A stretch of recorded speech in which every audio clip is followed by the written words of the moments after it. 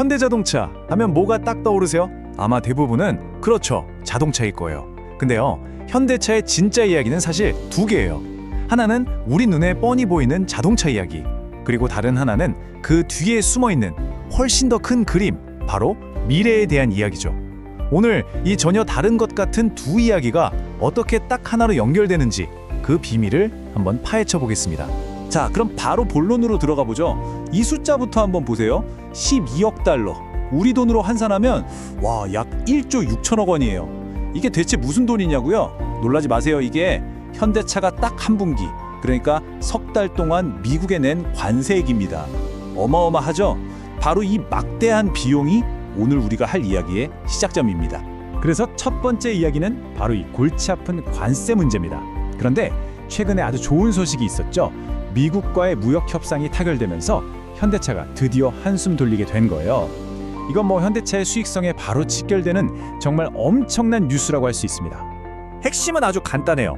미국으로 들어가는 한국산 자동차에 붙던 관세가 원래 25%였거든요.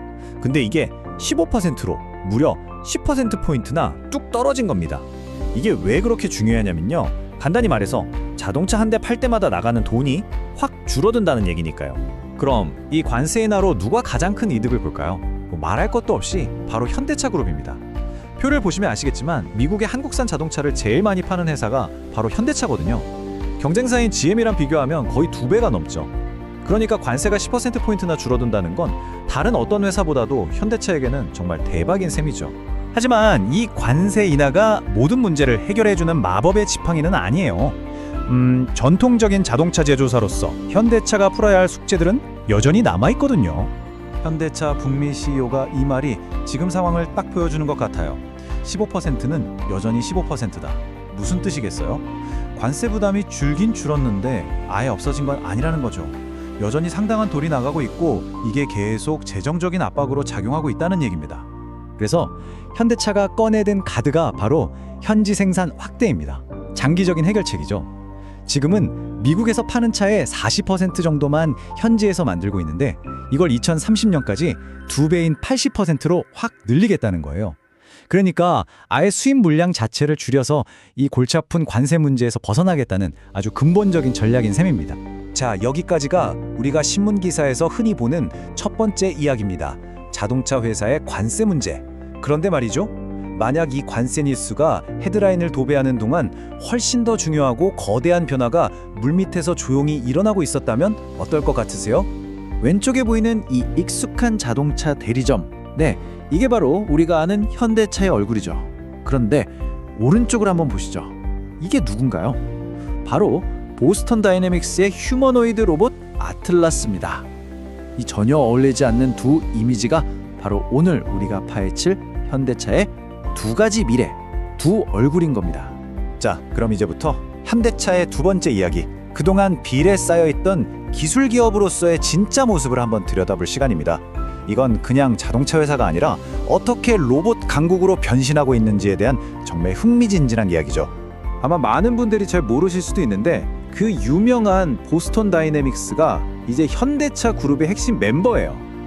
사실 요즘 투자자들은요, 현대차가 자동차 몇 대 더 파는 것보다 바로 이 부분, 로봇 기술에 훨씬 더 뜨거운 관심을 보이고 있습니다.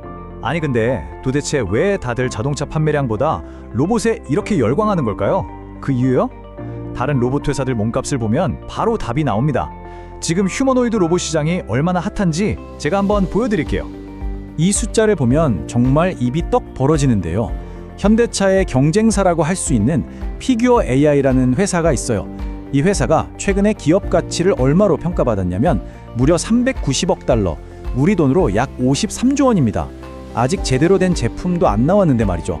이게 바로 지금 시장이 휴머노이드 로봇에 얼마나 큰 기대를 걸고 있는지 보여주는 아주 확실한 증거예요. 이게 피규어 AI만의 얘기가 아니에요.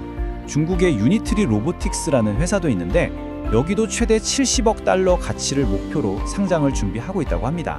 그러니까 전 세계적으로 이 시장에 대한 기대감이 정말 어마어마하다는 거죠. 그렇다면 이 치열한 경쟁 속에서 현대차는 어떤 무기를 가지고 있을까요? 이 로봇 원가 구조를 보면 힌트를 얻을 수 있습니다. 로봇 하나를 만드는데 가장 돈이 많이 드는 부품이 뭐냐면 바로 관절이랑 촉각을 담당하는 액추에이터라는 부품이에요. 전체 비용의 거의 절반 가까이를 차지하죠. 바로 여기서 현대차의 진짜 무서운 전략이 드러납니다.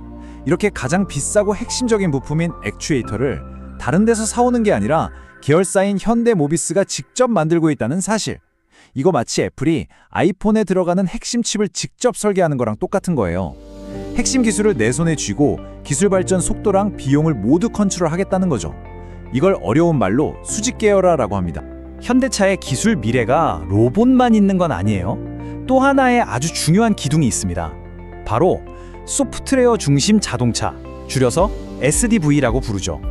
이게 뭐냐면 자동차가 더 이상 그냥 쇳덩어리가 아니라 소프트웨어 업데이트만으로 계속해서 새로운 기능이 추가되는, 말 그대로 바퀴 달린 스마트폰이 된다는 개념이에요. 그리고 이게 그냥 앞으로 잘해보겠습니다 같은 막연한 꿈 얘기가 아니라는 게 중요해요. 현대차는 아주 구체적이고 야심찬 로드맵을 이미 다 공개했습니다. 이 타임라인을 한번 보세요.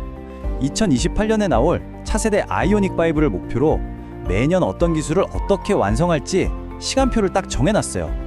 정말 작정하고 달려들고 있는 거죠. 자, 이제 좀 흩어져 있던 퍼즐 조각들을 하나로 맞춰볼 시간입니다.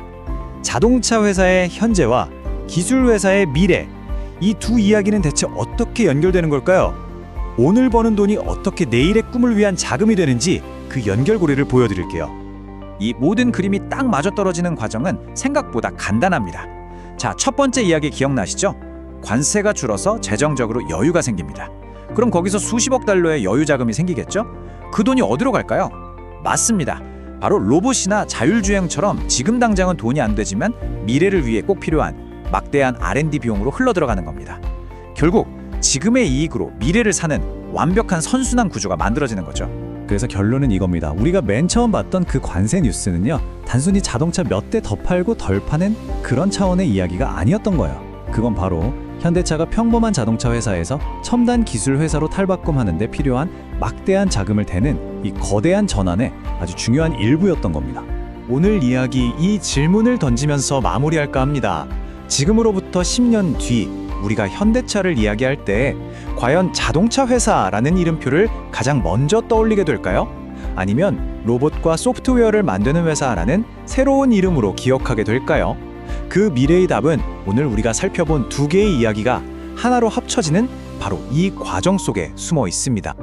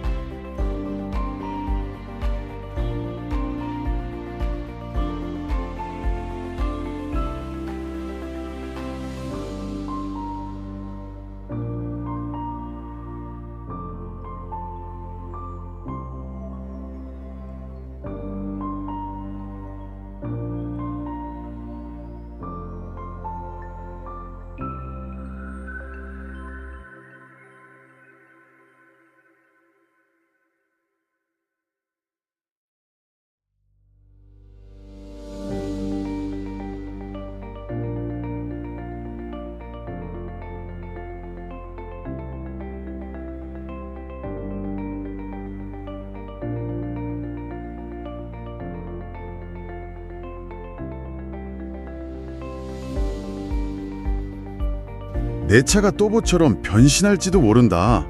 최근에 한 블로그에서 본 문장인데요. 요즘 현대자동차를 둘러싼 시장의 이 뜨거운 분위기를 이보다 더 재밌게 표현할 수는 없을 것 같아요. 아니 근데 전통적인 자동차 회사를 두고 대체 왜 이런 이야기까지 나오는 걸까요? 이게 그냥 우스갯소리가 아니라는 게 흥미로운 점이죠. 실제로 시장이 현대차 그룹의 가치를 완전히 새롭게 보고 있다는 강력한 신호거든요. 오늘 저희가 준비한 자료들을 보니까 그 이유를 알 것 같더라고요. 미국의 무역뉴스 기사부터 아주 두꺼운 증권사 심층 분석 보고서 그리고 글로벌 빅테크 기업과의 파트너십 발표 자료까지 오늘 이 자료들을 하나하나 엮어보면서 현대차를 향한 이 엄청난 기대감의 실체가 뭔지 같이 한번 파헤쳐보죠. 네, 좋습니다. 가장 현실적인 이야기, 그러니까 기업의 이익과 직결되는 관세 인하 소식부터 시작해 볼까요? 그리고 나서 시장을 그야말로 열광시키는 미래 기술, 로보틱스와 자율주행 이야기로 넘어가 보겠습니다. 이 거대한 퍼즐 조각들이 지금 어떻게 맞춰지고 있는지 그 큰 그림을 한번 그려보시죠. 좋습니다. 그럼 가장 먼저 눈앞의 현실적인 이야기부터 해보죠. CNBC 기사를 보니까 트럼프 행정부가 한국산 자동차에 대한 수입 관세를 25%에서 15%로 낮췄다는 소식이 있네요. 10%포인트 인하. 이게 어느 정도의 영향력이 있는 건가요? 10%포인트라고 하면 사실 감이 잘 안 오실 수 있는데 기업 입장에서는 정말 어마어마한 변화예요. 숫자를 직접 보면 느낌이 확 오거든요. 현대차가 2025년 3분기 딱 한 분기에만 관세로 낸 돈이 1조 8천억 원, 달러로는 12억 달러에 달했어요. 잠깐만요. 1년도 아니고 한 분기에 1조 8천억 원이라고요? 와, 정말 엄청난 금액이네요. 그럼 GM 같은 다른 회사들도 마찬가지였겠군요. 그렇죠. GM도 연간 수십억 달러의 추가 비용을 예상했으니까요. 그러니 이번 10%포인트 인하는 단순히 비용 좀 아꼈다는 수준이 아니에요.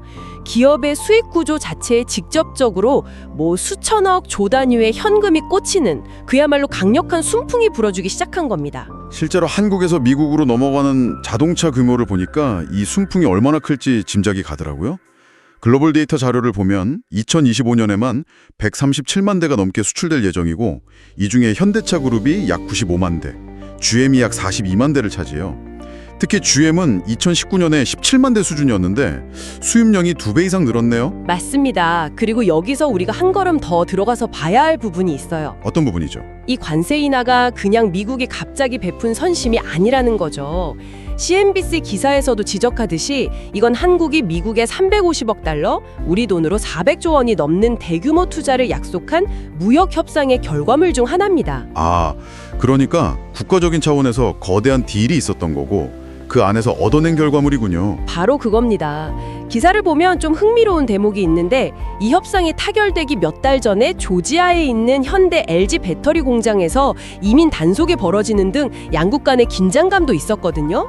이런 복잡하고 묘한 외교적 줄다리기 속에서 얻어낸 아주 중요한 합의라는 걸 알 수 있죠. 그렇군요. 이건 단기적인 호재를 넘어서 앞으로 몇 년간 이어질 안정적인 사업 환경을 확보했다는 그런 의미도 있습니다. 알겠습니다.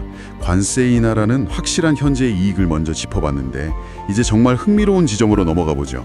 사실 시장이 이렇게까지 들썩이는 건 이 관세 소식 때문만은 아니잖아요. 바로 로보틱스. 아까 제가 말했던 내 차가 또봇이 될지도 모른다는 말이 바로 여기서 나온 거죠. 네, 맞습니다. 그 열기가 어느 정도인지 그 대신증권 보고서에 나온 숫자를 보면 정말 놀라울 정도예요. CES 2026 이후에 현대차의 로봇자 회사, 바로 그 유명한 보스턴 다이내믹스의 가치가 주가에 본격적으로 반영되기 시작했는데요. 이 회사 지분을 가진 현대차 그룹 계열사 4곳의 시가총액이 무려 48조 원이나 증가했어요. 48조 원이요? 단순히 주가가 오른 걸 다 합치니 그 정도라는 거군요. 그렇죠. 그래서 이걸 역으로 계상해 보면 시장이 보스턴 다이내믹스라는 회사 하나의 기업 가치를 최소 53조 원에서 많게는 92조 원까지 보고했다는 계산이 나와요. 와, 53조 원이라니? 솔직히 좀 비현실적으로 들리는데요. 지금 당장 돈을 버는 사업도 아니잖아요. 현대차 그룹 전체 시가총액이 100조 원 남짓일 때도 있었는데 로봇 자회사 하나가 그룹 전체 가치의 절반을 넘을 수 있다는 거잖아요. 이게 혹시 단순한 거품은 아닐까요? 시장이 너무 앞서 나가는 것 아닌가요? 아주 합리적인 의심입니다. 그런데 이게 거품인지 아닌지 알려면 다른 선수들을 보면 되거든요. 경쟁 휴머노이드 로봇 개발사인 피규어 AI라는 회사가 있는데 최근에 10억 달러 투자를 받으면서 기업 가치를 390억 달러, 우리 돈으로 약 57조 원을 인정받았어요. 아, 그러니까 보스턴 다이나믹스에 대한 기대가 현대차에만 국한된 게 아니라 이 휴머노이드 로봇 시장 전체에 엄청난 돈이 몰리고 있다는 강력한 증거군요. 정확합니다. 이건 특정 기업에 대한 팬심이 아니라 산업의 패러다임이 바뀔 거라는 거대한 베팅이 지금 시장에서 일어나고 있다는 뜻이죠. 그리고 여기서 현대차 그룹의 진짜 무서운 점이 드러납니다. 보고서를 보면 현대차는 단순한 투자자가 아니에요. 그게 무슨 뜻이죠? 대부분의 빅테크 기업들은 로봇 회사를 인수해도 그냥 연구개발 조직으로만 두는 경우가 많거든요. 아, 그렇죠. 그런데 현대차는 달라요. 보스턴 다이나믹스가 로봇의 두뇌와 설계도를 만들면 현대차가 수십 년간 쌓아온 양산 능력으로 몸을 만들어내고 현대 모비스가 핵심 부품을 공급하고 또 현대 오토에버가 소프트웨어를 총괄하는 이런 거대한 생태계를 이미 구축하고 있다는 겁니다. 아, 그 보고서에 나온 수직 계열화, 바로 그 이야기군요. 현대모비스가 공급한다는 핵심 부품이 액추에이터라고 하던데요. 이게 뭔가요? 아주 좋은 질문이에요. 액추에이터는 간단히 말해 로봇의 관절을 움직이는 전자 근육이라고 생각하시면 돼요. 전자 근육이요? 네, 사람의 근육처럼 힘을 내고 정교하게 움직이게 하는 부품인데 이게 로봇 원가의 60%를 차지할 정도로 핵심 중의 핵심 부품입니다. 그런데 현대모비스가 이걸 직접 만들어서 공급할 수 있다는 거죠. 와, 설계부터 핵심 부품, 대장 생산까지 모든 걸 그룹 안에서 다 해결할 수 있는 능력을 갖췄다. 이건 정말 다른 경쟁사들은 갖기 힘든 막강한 무기네요. 바로 그 점이 현대차 그룹의 가장 큰 강점입니다. 그래서 보고서의 매출 추정도 그냥 상상이 아니에요. 보스턴 다이나믹스의 대표 로봇 3종, 그러니까 이족 보행 로봇 아틀라스, 개처럼 생긴 스팟, 물류창고에서 일하는 스트레치, 이걸 각각 10만 대씩만 판다고 가정해도 약 20조 원의 신규 매출이 발생할 수 있다는 계산이 나옵니다. 자동차 회사가 완전히 새로운 거대한 성장 동력을 갖게 되는 셈이군요. 그렇죠. 알겠습니다. 그러니까 보스턴 다이나믹스라는 하드웨어, 즉 몸을 만드는 능력은 정말 확실하다는 거군요. 그런데 사실 진짜 게임은 그 몸을 정교하게 움직이는 두뇌, 즉 소프트웨어에서 결정되는 것 아닌가요? 보고서에서 로보틱스 다음으로 자율주행 이야기를 꺼내는 것도 바로 그 이유겠죠. 맞습니다. 그리고 이 지점에서 시장이 아직 현대차의 가치를 전부 다 반영하지 못하고 있다고 보고서는 분석해요. 왜냐하면 지금까지 현대차의 자율주행 전략에 대해선 사실 물음표가 좀 있었거든요. 아, 맞아요. 자체 개발만 너무 고집하는 것 아니냐? 테슬라나 다른 빅테크에 비해 뒤처지는 것 아니냐? 뭐 이런 시선들이 있었죠. 네, 그랬죠. 그런데 최근에 분위기가 바뀌고 있다는 결정적인 신호가 나왔죠. 최근에 테슬라의 오토파일럿 개발 총괄, 그리고 엔비디아의 컴퓨팅 비전 분야 최고 전문가를 영입했어요. 와, 거물급들을 영입했네요. 이건 단순히 인재 몇 명을 데려온 수준이 아니라 과거의 그 폐쇄적인 자체 개발 중심 전략에서 벗어나서 이제는 외부의 최고 기술과 협력하고 오픈소스도 적극 활용하는 투트랙 전략으로 완전히 방향을 틀었다는 선언과도 같습니다. 아, 그래서 최근에 발표된 구글의 자회사 웨이모와의 파트너십이 그런 전략 변화의 대표적인 사례가 되는 거군요. 정확합니다. 현대차 그룹 뉴스룸 발표 자료를 보면 이게 그냥 한번 잘해봅시다 수준의 협력이 아니에요. 아주 구체적이죠. 조지아에 짓고 있는 신공장에서 생산될 아이오닉 5 차량에 웨이모의 자율주행 기술, 즉 웨이모 드라이버를 탑재해서요, 실제 상용 서비스인 웨이모 원 로보택시로 투입한다는 계획입니다. 그게 그렇게 대단한 건가요? 뭐 그냥 차례 공급하는 거잖아요. 이건 엄청난 의미가 있습니다. 자율주행 업계에서 모두가 최고라고 인정하는 리더에게 당신들의 기술을 얹을 하드웨어로 우리 차가 가장 적합하다고 공인받은 셈이거든요. 아, 소프트웨어 최고 강자와 하드웨어 최고 강자의 만남. 바로 그거죠. 이건 현대차가 단순히 차를 파는 회사를 넘어서 미래 모빌리티 플랫폼의 핵심 플레이어가 될 수 있다는 가능성을 보여준 겁니다. 그렇군요. 그럼 이 모든 것의 최종 목표는 뭘까요? 로보택시에 차를 공급하고 자율주행 기술을 개발하고 현대차가 그리는 큰 그림은 뭔가요? 바로 소프트웨어 구독 서비스를 통한 수익 창출입니다.